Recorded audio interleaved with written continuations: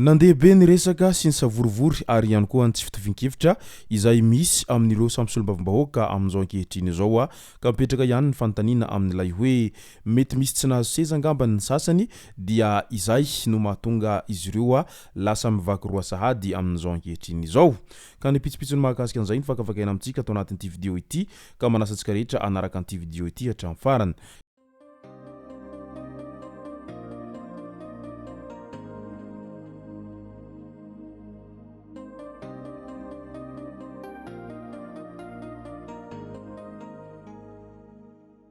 Ny tonga tsy miaraba hono namantesitra ka dia faly miaraba isika rehetra mpanaraka tsy tapaka an'ity chaîne ity ny tenako amin'ity androandroany ity arakin'izay efa natsipiko zay dia ny mahakasika ny tsy fitovian-kevitra ny resolombavim-bahoaka no tena iopanantsika ato anatin'ity vidéo ity fa milohan'izay dia andao resantsika ireto tsara ho fantatra manaraka ireto. Voatendritro mpanolontsaina teknika ny PRRM ifaniry Alban Rakotoarso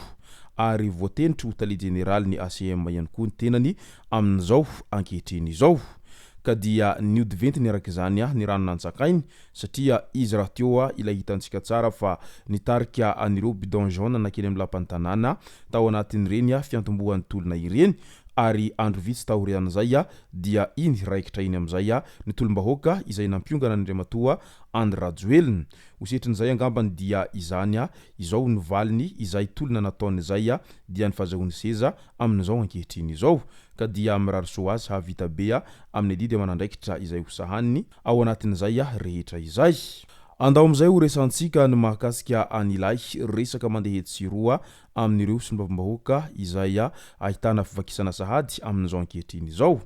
Tsy voandroany isika no nahita sy nandre fa matetika ireo solombavim-bahoaka ireo dia tsy mitovy hevitra foana ary tsy maintsy misy foana izay hoe antoko mpanositra sy ireo antoko izay impomba ny fitondrana izay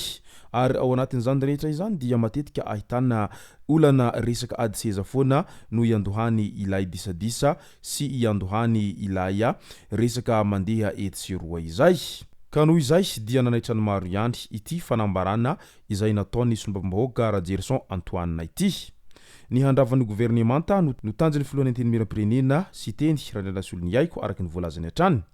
Nilaza tao ampetsiny solombavim-bahoaka Rajerson Antoine fa efa mamerina indray ireo adalana taloha kajy politika efa lany andro ary mampiverina eo an-tsehatra ireo olona efa nolavin'ny vahoaka ny filohan'ny antenimiram-pirenena amin'izao fotoana izao araky ny voalazany. Ny handravana ny gouvernemanta hoy ny solombavim-bahoaka Rajerson Antoine no tena tanjona amin'ny famondronana ireo solombavim-bahoaka irmara sy ny tsy miankina hananganana vondrona parlementaire vaovao noho ny kajy politika mazava izay ahitana fandraisany anjara ny ACC araky ny nambarany hatrany. Nambarany fa mandeha daholy na vola na tsindry politika hanatanterahana izany amin'ny fikasany filohan'ny antenimiram-pirenena hananganana io vondrona parlementaire vaovao io araky ny voalazany. Taitra sy talanjona avokoa ny rehetra raha vantana voanandreana izay fanambaranana izay nataony solombavim-bahoaka Rajerson Antoine izay ary nametra-panontaniana araky n'izay voalaza izay hoe moa ve tsy niarany tolona ihany izy ireo nefa izao dia efa lasa mifanipaka Ankarona sahady toy ny valala-Ankarona ireo solombavim-bahoaka amin'izao fotoana izao.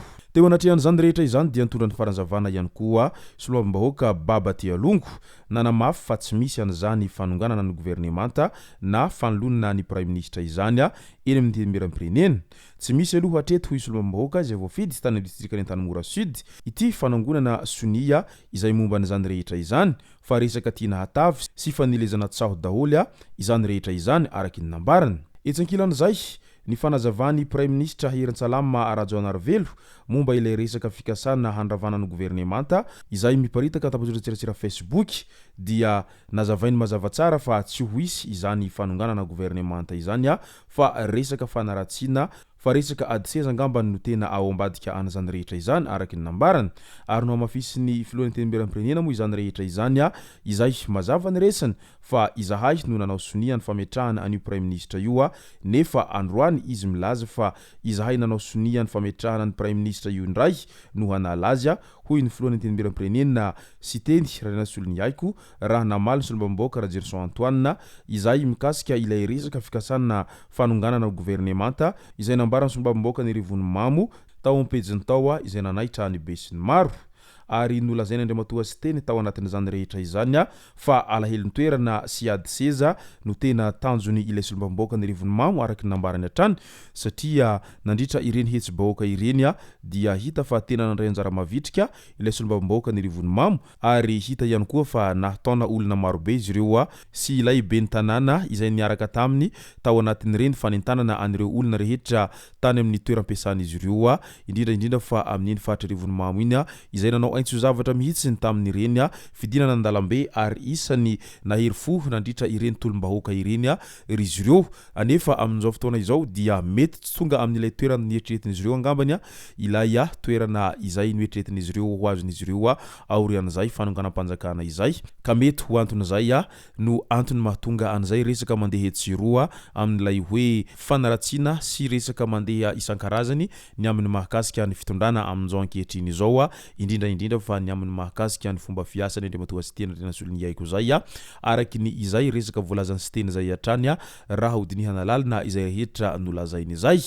midika izany fa ry zareo samy solombavambaoaka indray zany izao no lasa mifanipaka no lasa miady seza ao anatin'izany rehetra izany satria samy mitady hirika amin'izay hahatsaratsara ny toerany izay angambany izy ireo amin'izao fotoanany fanavaozana izao nefa raha toa ka tena fitiavan-tanindrazana no antony izany rehetra izany dia tsy tokony izay fitiavan-tseza sy ny adilahy politika izay zany no hirahiraina isan'andro ka hambolokorontana eo indray fa aleo mifanolo-tanana aleo mifanampy miara-misalahy mba hiara-mitady vaholana hampandrosiny Madagasikara sy mba ho tombotsoa iombonana ho an'ny vahoaka rehetra izay niady mafy nandritra ireny tolona ireny ary indrindra fa ireo vahoaka malagasy izay tena niaina sy niaritra ny tsindry sy ny tsirariny tao anatin'ireny fotoana lavabe ireny ary nigoka ny mangidy izay faraky n'izay mangidy nandritra ireny fitondrana teo aloha ireny satria lasa mahantra fadiranovanà ny malagasy rehetra amin'izao ankehitriny izao ankoatra ireo rehetra izay nahazo ranondranony